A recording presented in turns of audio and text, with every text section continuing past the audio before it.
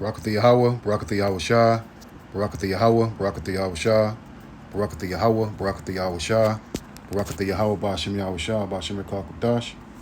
Double honors to the apostles and elders, a great millstone. Peace, blessings, and salutations to the hopefully elect and the sincere Akian, pushing his word, risking their lives and their freedom to do so.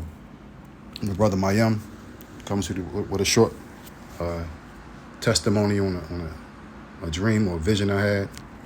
And the dream or the vision occurred approximately 2 weeks ago.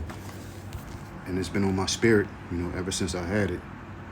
And, at first I wasn't going to make a video because it was quite short, but it was profound, and the Lord just put it on my spirit to make a video about it, or a testimony about it, or to share it with the Akian.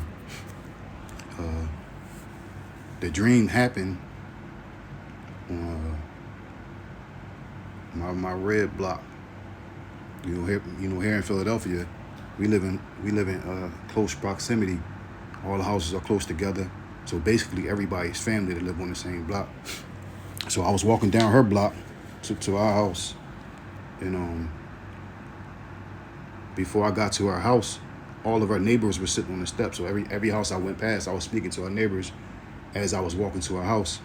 And once I got to her house, I sat on the porch, and a dog came. So it was a normal day, It was sunny outside. It was a normal day. But once I got to her porch, I sat on the porch, and her dog came in and tried to lick my leg. So I nudged the dog away because I got like a fear of dogs. Because once when I was a child, I got viciously attacked by a dog, and he took a big chunk out my side. So now I got like a fear of dogs.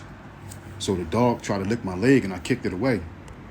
And after that, after I kicked the dog away, it's just all these clouds appeared out of nowhere. Dark gray clouds appeared out of nowhere, thick.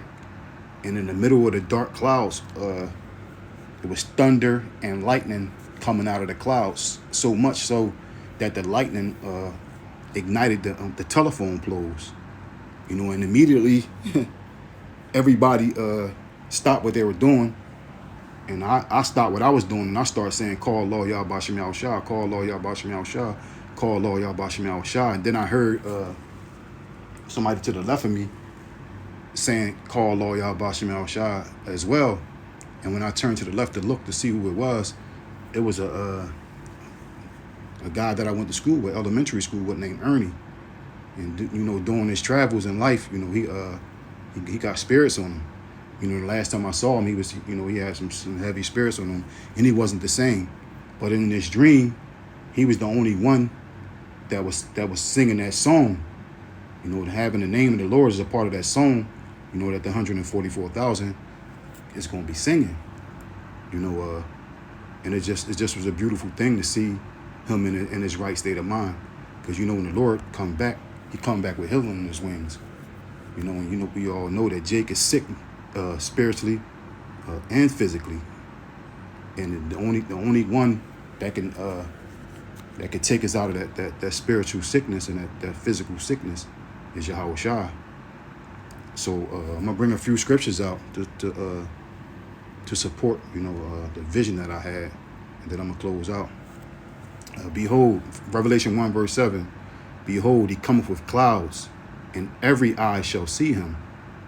And in a dream, the people that were on the block, they were saying things, but they wasn't saying the name. I couldn't understand what they were saying. It basically was just a bunch of noise. It said, Revelation 1 verse 7, behold, he cometh with clouds, and every eye shall see him, and they also which pierced him. Because the Roman soldiers that pierced him, they're going to be back, when the Lord return.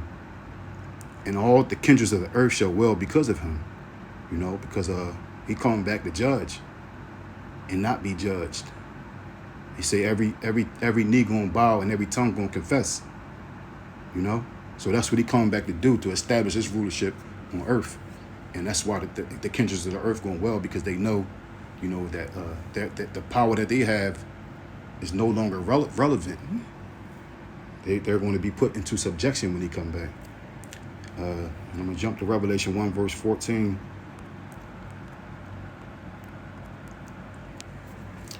Revelation 1, verse 14, verse 1, Salakia. And I looked, and lo, a lamb stood on Mount Zion. That lamb is Yahweh Shah. And with him 144,000, having his father's name written in their foreheads. The 144,000, 12,000 out of each tribe, start from Judah all the way to Issachar. Gonna have that his father's name written in their foreheads, in their spirit. The same thing with what I was uttering, and me and my friend was uttering, Ernie. We was uttering the name, call law Yahweh Ba'Shem Yahweh Shah. And I heard a voice from heaven as the voice of many waters. When you go to Revelation 1 and 15, it speaks about Yahweh Shah having the voice of many waters. And as the voice of a great thunder, and that's what was happening. It was thundering and lightning, great thunder and lightning, so much so that everybody stopped what they were doing. And I heard the voice of harpers harping with their harps. And they sung, as it were, a new song before the throne and before the four beasts and the elders. And no man could learn that song but 144,000 which were redeemed from the earth.